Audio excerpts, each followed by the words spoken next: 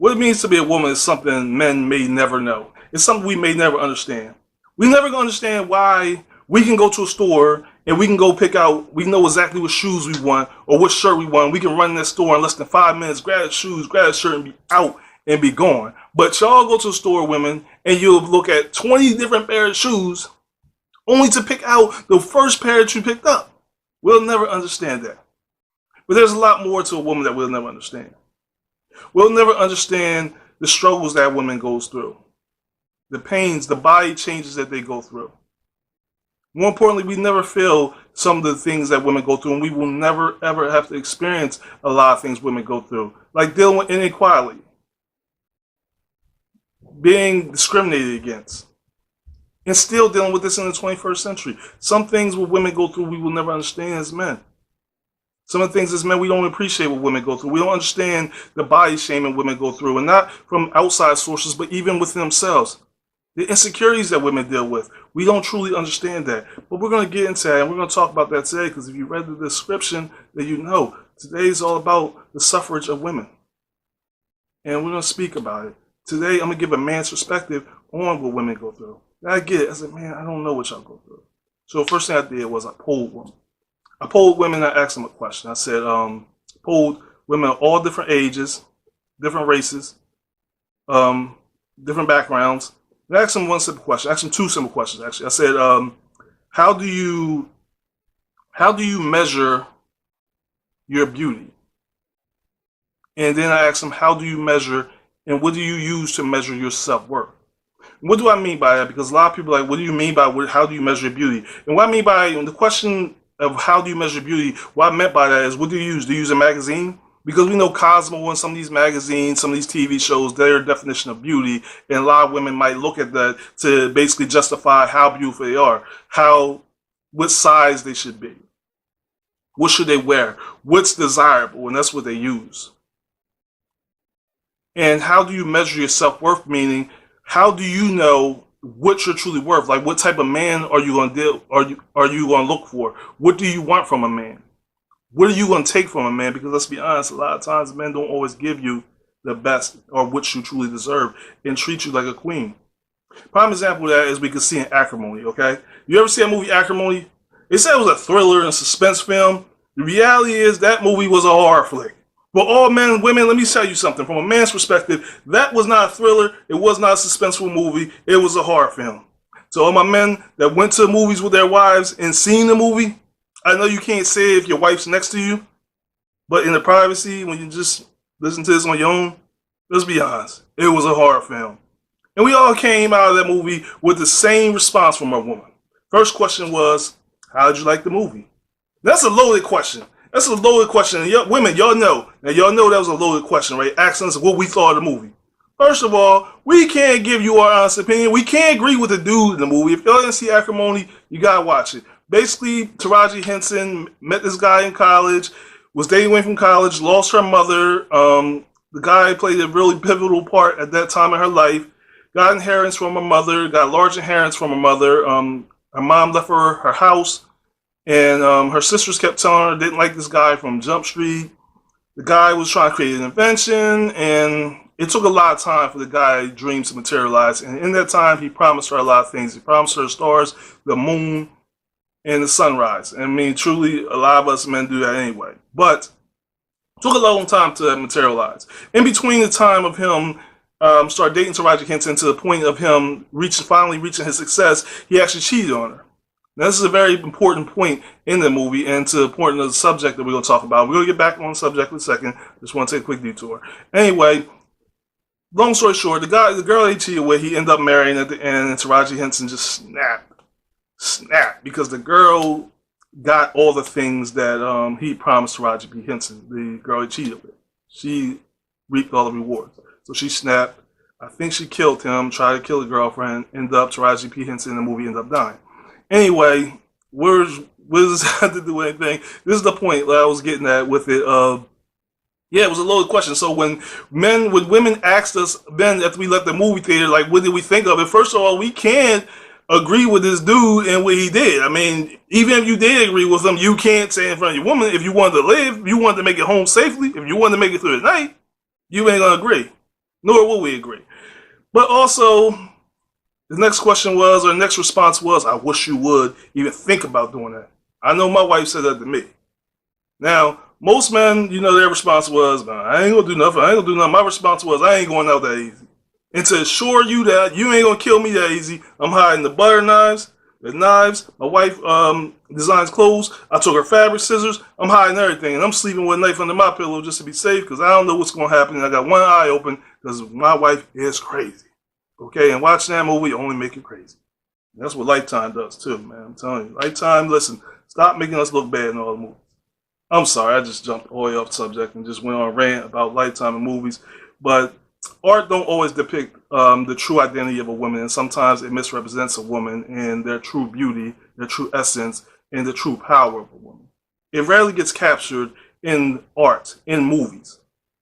So we need to speak about the history of women, just briefly speak about it, and understand some people, we don't have a lot of time to go into all the details of what makes up a woman. So we're just going to briefly speak on one particular subject today. We're going to focus on one simple thing, and then we're going to get on to the multiple dimensions of a woman in a later episode. So let's just get right into it because we're running out of time, and I'm ranting, and I'm talking, and I'm just wandering on and on and on and on and driving you crazy. Baby, if you listen to this, you're not allowed to watch Acrimony or Lifetime ever again. No, I'm just messing with you. But seriously, you can't watch that. So we're going to talk about the women's suffrage movement. How many of y'all know about the women's suffrage movement? Probably not many of y'all, because let's be honest, history is a boring subject, and who the heck wants to listen to history other than me? So let me talk to you about it. Women's suffrage movement was over 72 years ago. It happened 72 years ago. What the women's suffrage movement was a protest and a movement to liberate women and give them the right to vote. Now think about this, 72 years ago in the early 1900s, and this is not just in America, this is across the world. Women didn't have many rights.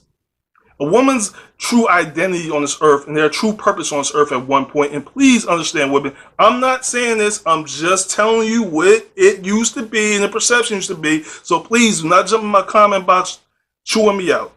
I'm just saying, okay?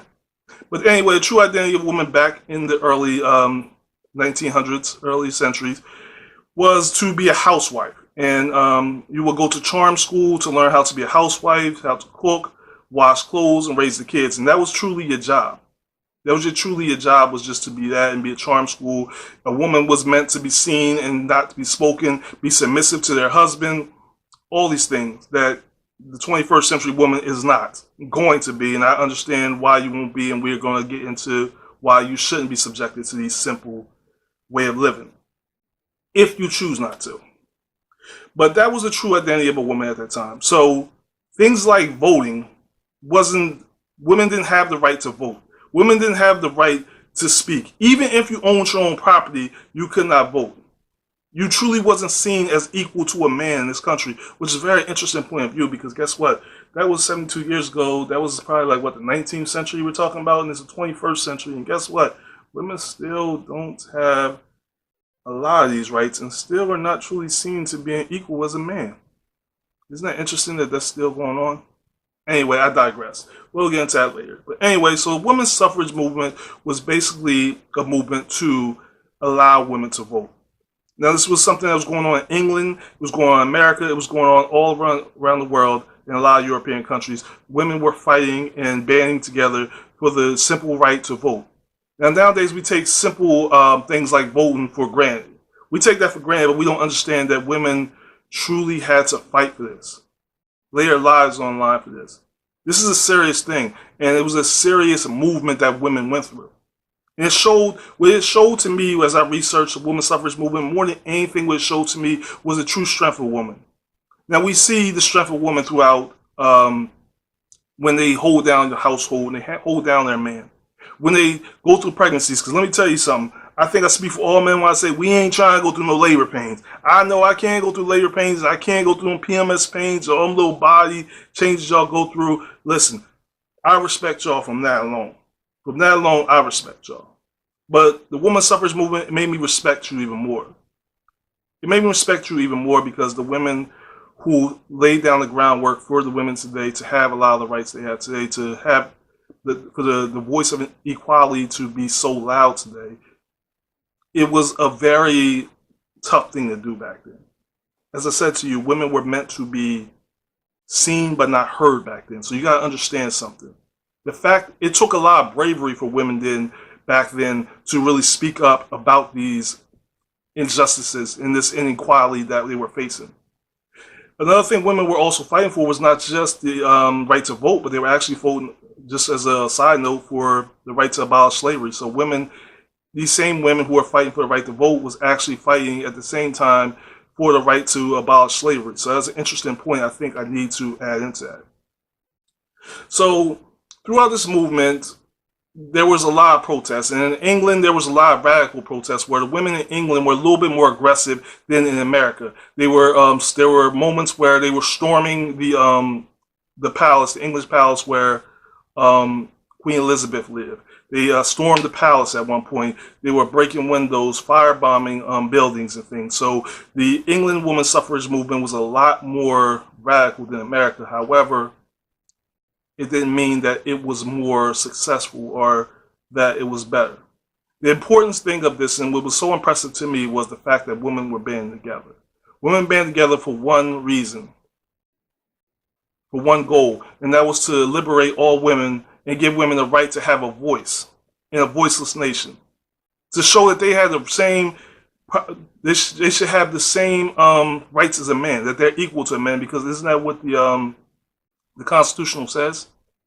That all people are created equal? Or does it say all men are created equal? See, that's the interesting thing about how things are worded. There was no mention of women's rights in the Constitution, so therefore women didn't have rights. So these women stood up for the rights.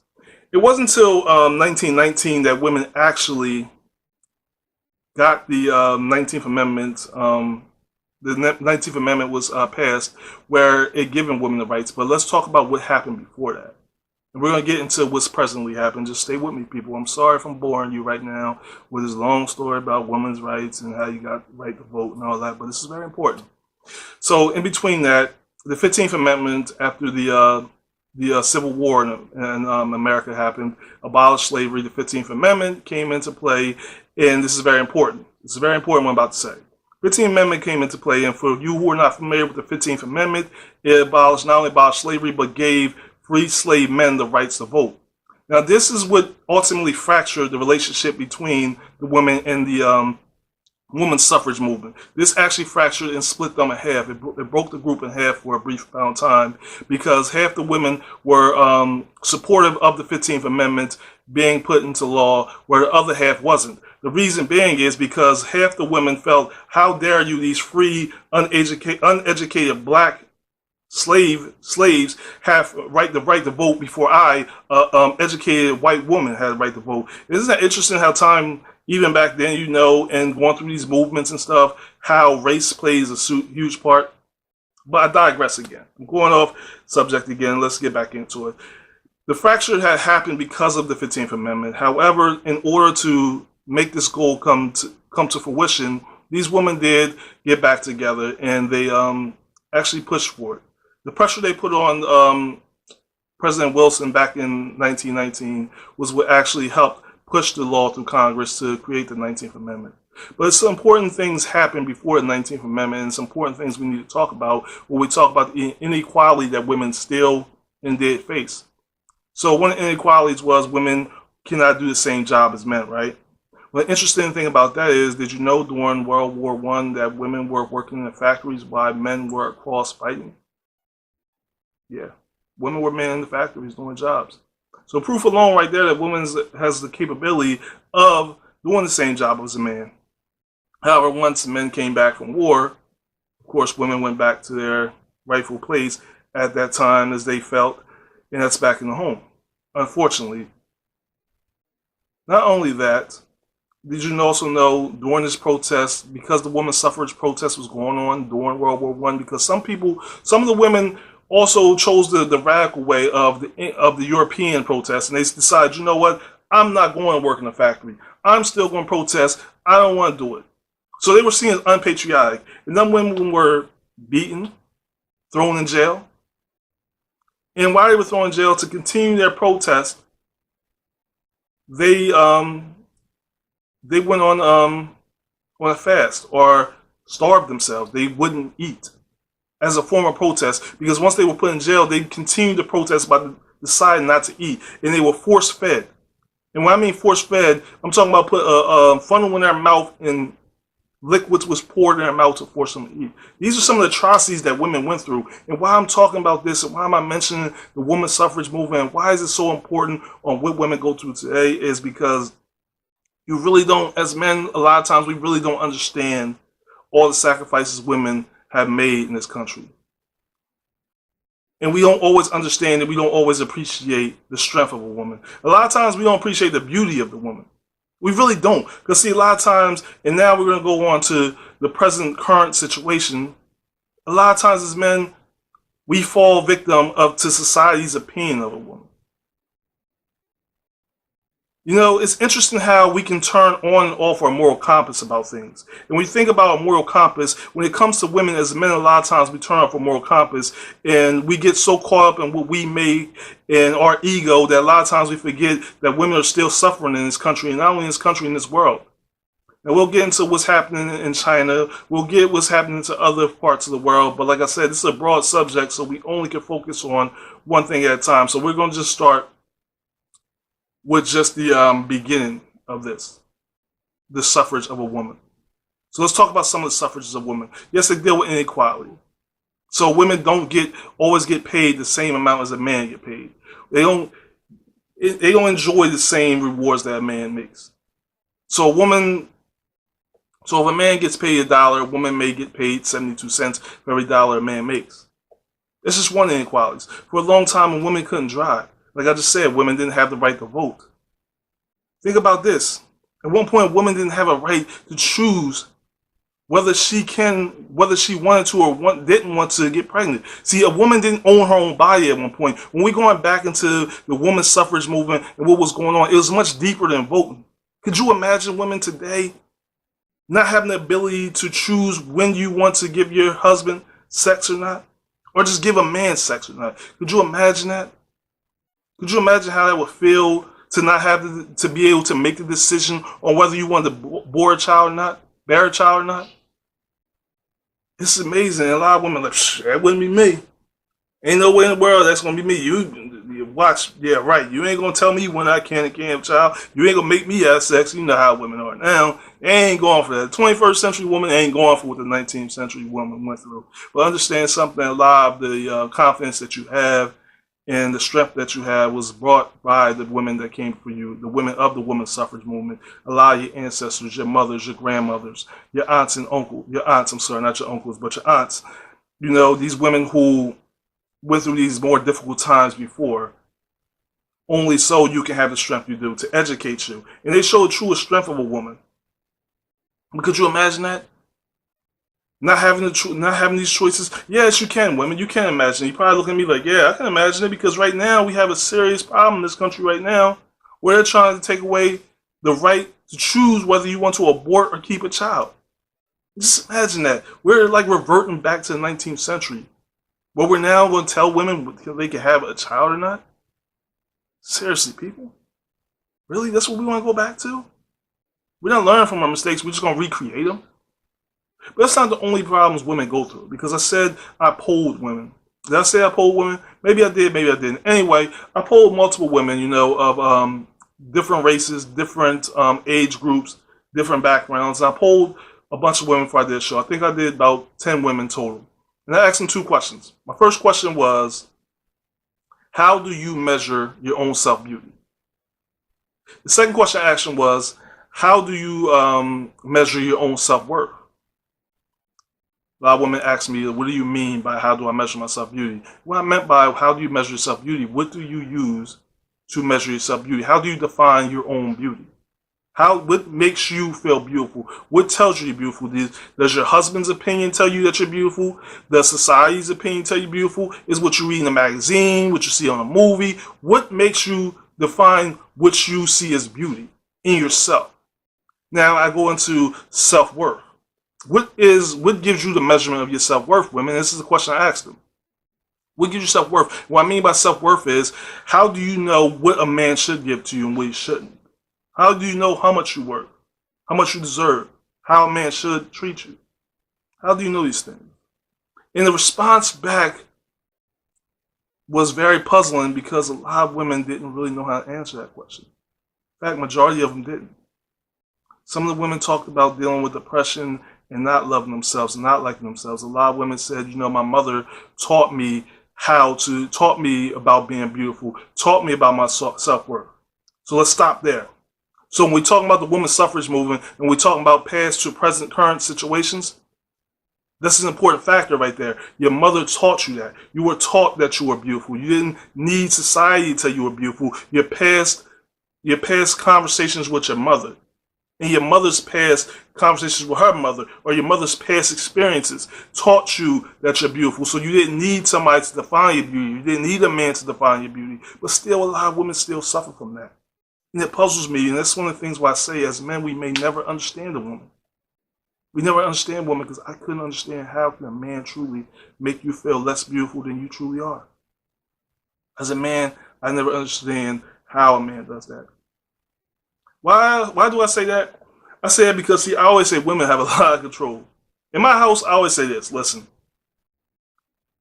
We are not equal. Men and women are not equal. I'm going to tell you how we're not equal, okay? That's the one thing history has gotten right.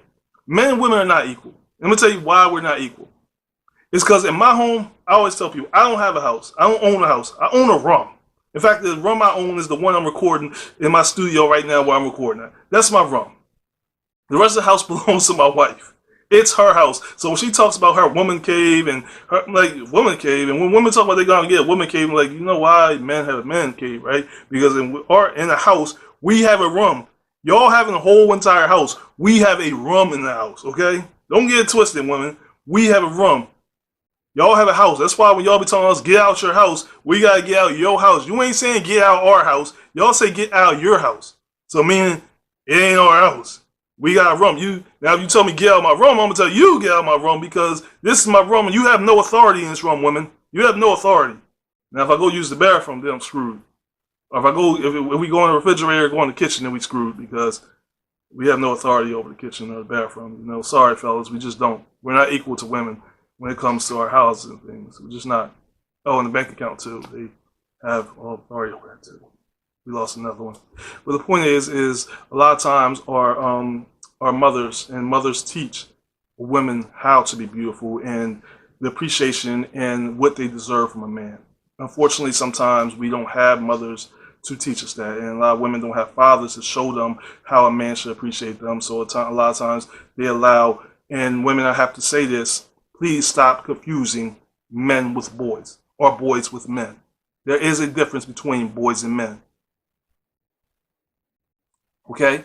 There is a difference between the two. So let's just understand, let's make that clear for a second. But a lot of times boys come into women's lives and they mistreat them and they make them feel less beautiful about themselves.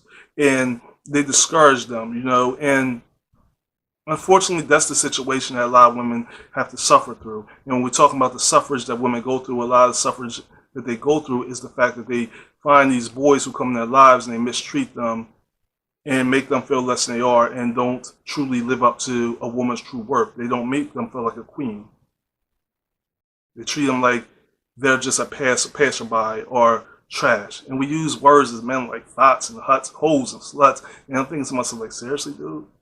How would you feel if somebody called your mom that? Like, seriously, like, we gotta be better, man.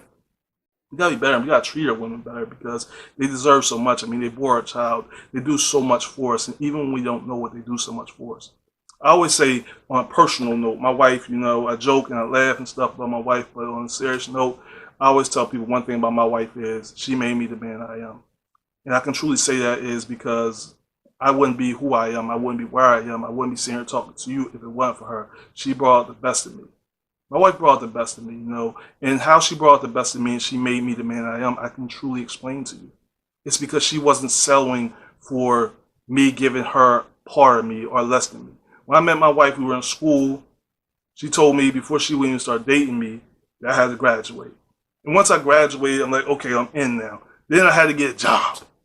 It was hard enough focusing to graduate. Now I gotta get a job. Like, seriously. Then I had to get a job and I had to hold it down to prove it to her. Then she gave me time. But what she made me do, she gave me something to work towards. And every day she gives me something to work towards. But she also showed me that she knew her self-worth. And that's something that all women should know, is their self-worth, but also know their past, and that you come from a line of women, whether it's a different race, different financial background, you come from a strong lineage of women who fought for you to be here today, to deserve the rights you have today, to be able to drive a car, to be able to be on equal ground, to speak back a man, and to choose whether you want to be a housewife or if you want to have a job. But understand too that you come from people who taught you that you are beautiful and that it's okay to be successful. And if any man that doesn't appreciate that about you, then he's not deserving of you or of your time. So as a man, I have to say to the women, and I have to seriously say, and I'm going to be really serious right now to end this thing off with, but I have to be very serious, women. We see that memes in the GIFs of the curve-sized women, and you say that men can't, that certain men can't handle curved women and voluptuous women. Let me just speak on that for a second. You're absolutely right. And I would say you're absolutely right that they can't handle it. And why I would say they can't handle it is not because of your weight or their inability to physically be able to handle you in the way that you might like, but it's mentally be able to handle you and respect you and to treat you and to see the true beauty in you. That's the definition of truly not being able to understand, to appreciate and handle a voluptuous or a curvy type of woman. See, because if all you see is her curves, if all you see is her weight, and you don't see inside her soul and the true beauty of her, then you can't handle her. If you're more focused as a man on what your friends or what society or what everybody's opinion of your wife or your woman is, then you're not worthy of that woman. And women, let me just be honest with you for a second. Let me talk to you. I ain't trying to lecture you, but as a man, let me just talk to you. You need to stop giving them men that time. You need to stop chasing what you don't deserve and stop selling for what you shouldn't. You gotta know your worth, women. You gotta know where you come from. You gotta know your history. You gotta know your past so you understand your present and who you truly are, what you're truly worth, and that you don't deserve anything less than anything less than being a queen. Let's just be honest, because that's what you truly are. That's what you were raised to be. No matter if your mother was in your life, if she wasn't, if you was raised by your grandmother, your aunt, foster parents, wherever you were raised by, understand who you are, despite your weight, despite the way you used to look or you currently look, despite the way you used to act to how you currently act. Let me tell you, no matter who you are, you still deserve the best. Because the queen you are, but you gotta find that love and that appreciation in yourself before somebody else can find it in you. And if you can't love yourself, it's very difficult for somebody else to love you. So looking back and going back on it, the women's suffrage movement was a huge movement in the history of America, and not only America, but the world, because it pushed forward women's rights to not only vote, but to have a voice in this world. And let's understand something as people. With a lot of things that's going on today, there's nothing more than being able to have a voice to speak up to your truly beliefs and what you need, what you want, and what you truly deserve. So as you go to this day, as you go through history, just understand and accept one thing, women, that you are beautiful, that you are a queen, and that you deserve nothing but the best. So I hope you enjoyed this show, and I want to thank you for tuning in to another episode of the Past to Present podcast. I am your host, Alan the Great. As always, I hope to see you back next week, and I hope you subscribe, share, and like the video. Come on, people. Join the party. Join in as we continue to give you great episodes. I hope you also comment. Let me know what you think of the video. I want to thank you for listening. Peace.